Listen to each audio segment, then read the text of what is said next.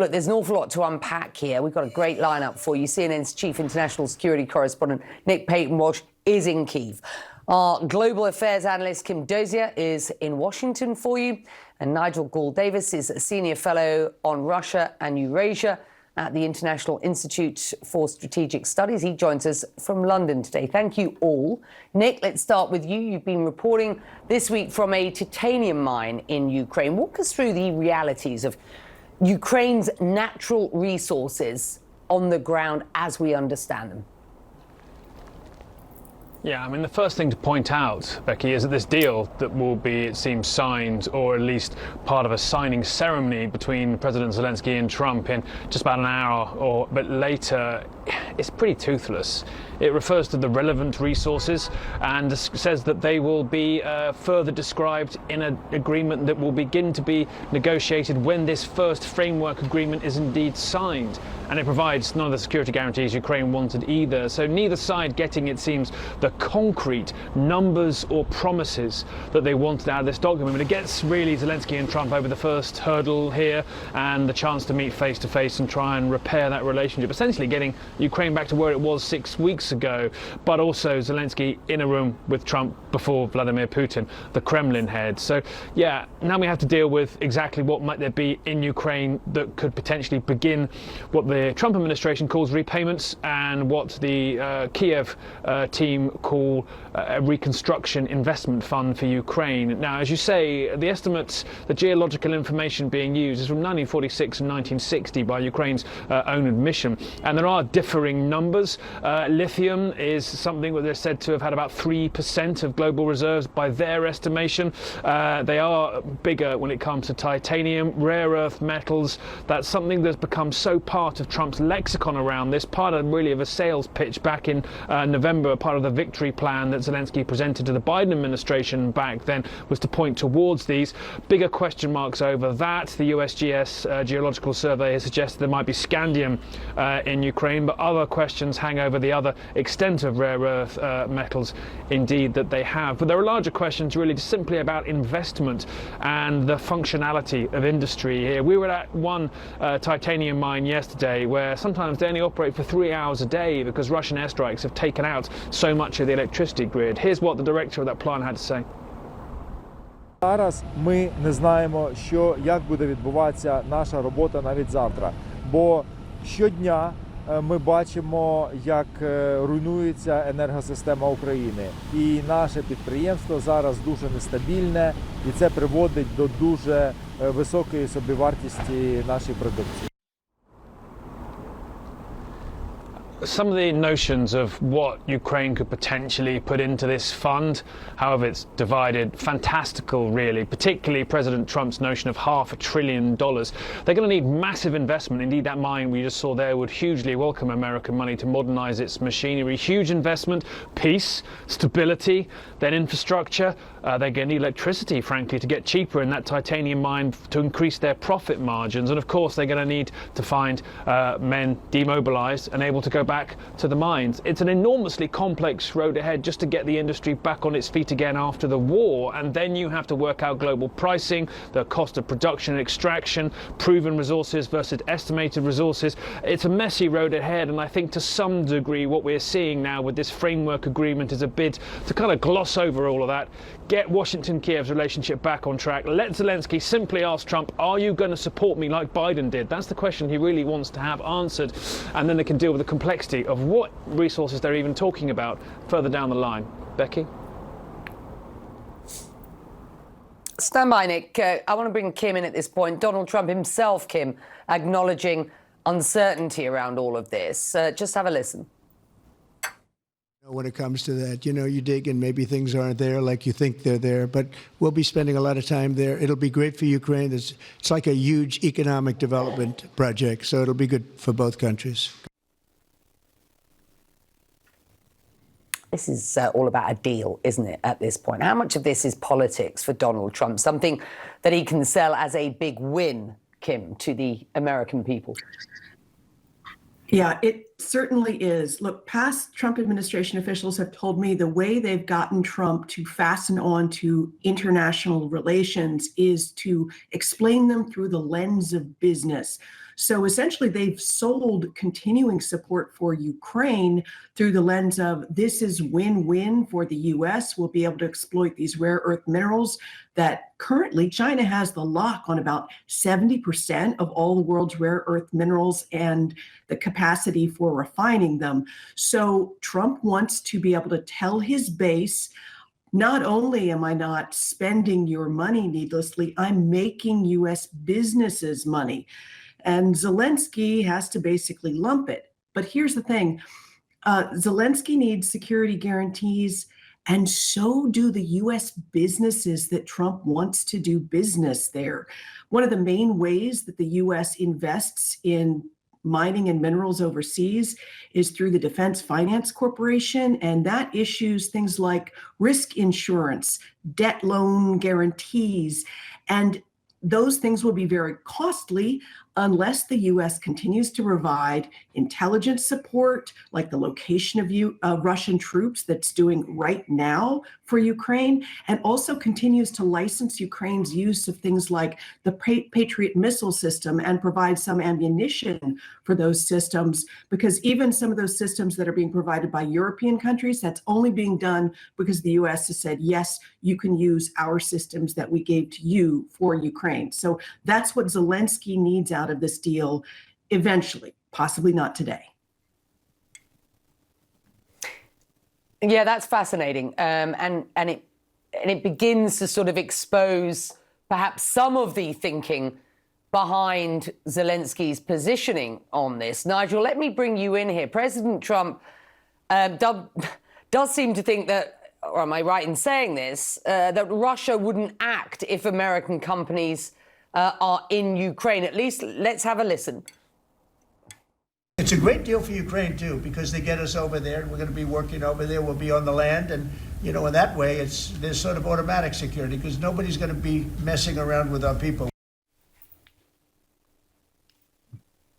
Right. What's your take on that nobody would be messing around with, quote, our people? Obviously, Donald Trump speaking directly there about the Russians. Your take on this? How would a deal like this go down in Moscow? Yeah, I mean, there is a sense in which America may be moving forward to a sort of implicit guarantee of Ukraine based on future economic interests.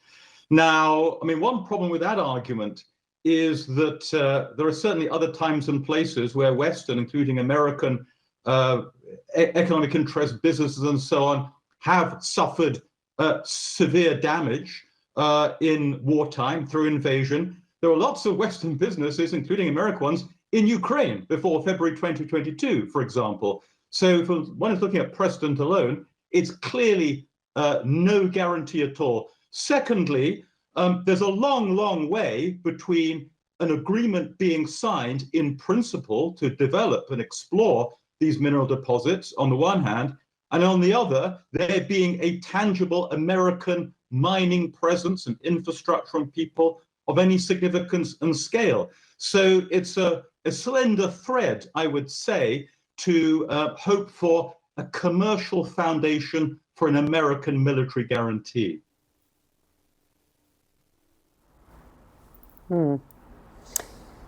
Nick, this has been a whirlwind week. I mean, all of you who I'm talking to now will have just witnessed this past, revolving doors week's worth of meetings in Washington alone. President Zelenskyy, though, Nick, does seem to be getting an understanding of how to navigate Mr. Trump's politics. Let me put it that way. How do you think he is going to approach this next meeting, this next hour? It's going to all be about interpersonal relations. It is simply, he must have seen the effect that French President Emmanuel Macron had on Trump in a matter of hours, bringing United States back into European security orbit, and we'll be getting tips, frankly, from him and Canadian Prime Minister Justin Trudeau, who seemed to be instrumental to getting Zelenskyy into that G7 meeting back on Monday. Look, this is going to be about how the two men hit it off. They're going to be desperate, it seems, to put behind that acrimonious 10 days. Trump almost seemed to act like he had. He said, "I can't believe I said that," when asked about calling Zelenskyy a dictator, almost not cognizant of the consequences of the words the United States president says. His way of doing business so different to what we've seen in recent living memory. So Zelenskyy will need to make sure Trump likes him. Frankly, we'll probably use some of the flattery that we saw from UK Prime Minister Keir Starmer, who made sure that Trump got a second state visit invitation personally delivered by Starmer during their meeting. That will probably play into this too. We've heard Trump talk about the bravery of Ukrainians and how he has a great relationship with Zelenskyy. We know, going back to Trump's first term, that there's been a rocky road between them. But there is potentially a moment here for him to get a bit of a reset.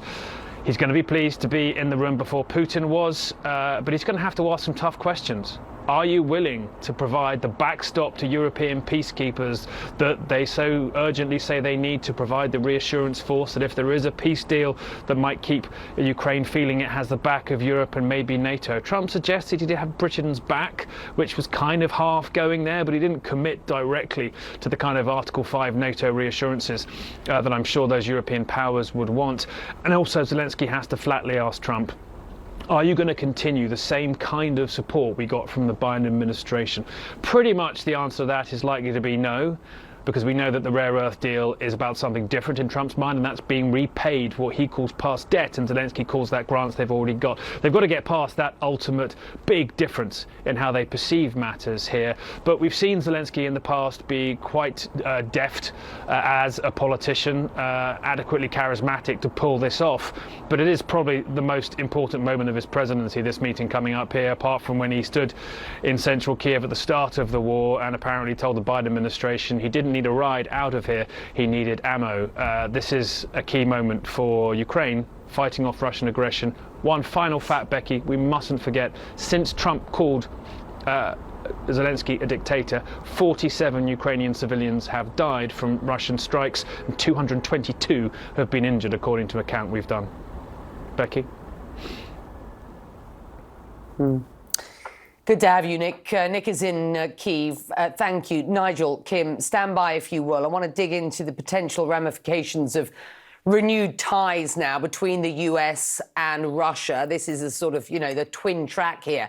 And the concerns that rapprochement, if you will call it that, are raising within the US intelligence community. A bit earlier on CNN, my colleague Natasha Bertrand explained how this sort of, rekindling of the relationship could lead to Russia rebuilding its spy network in the States. Have a listen.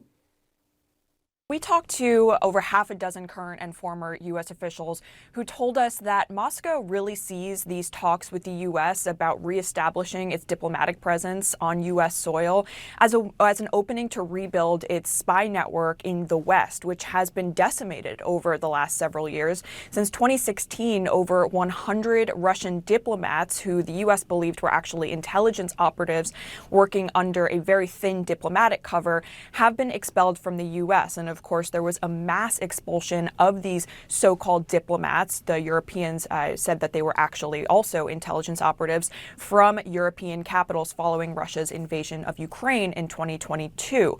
And so this is now an opportunity for the Russians, who place an extremely high value on having intelligence operatives actually on U.S. soil to conduct espionage and also to make contact with human intelligence sources, to reestablish this network that they have really lost over the last several years.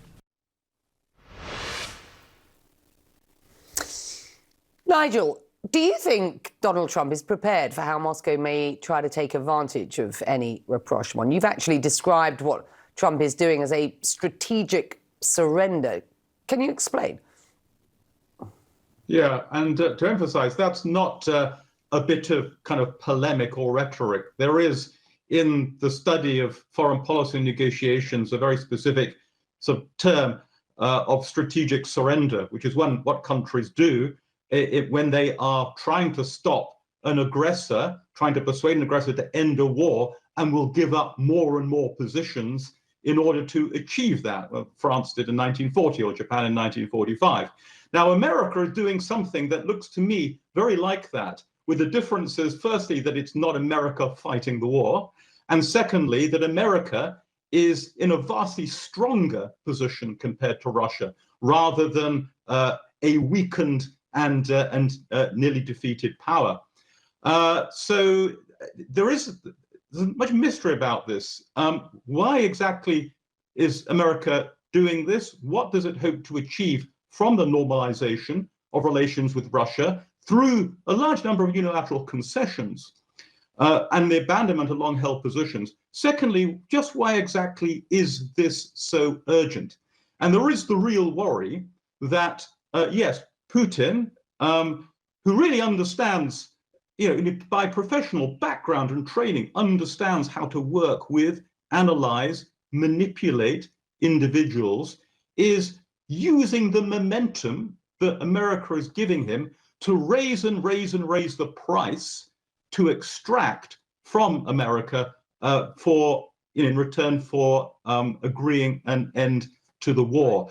And if anyone's any doubt about just how important this is to Putin, I'll draw attention to a very sinister warning that Putin gave yesterday. He was speaking his big annual meeting to the FSB, the Russian Domestic Security Service. And he said, "We are aware that some people in the West are trying to prevent this normalization of relations with America, and we need the special services to do everything that they can do to disrupt those efforts." So that puts all of us worried about these developments on warning, I'm afraid. Kim, your thoughts? Well, to play counterpoint to Nigel, what the Trump administration would say is those long-held positions were held by Biden, not by Trump.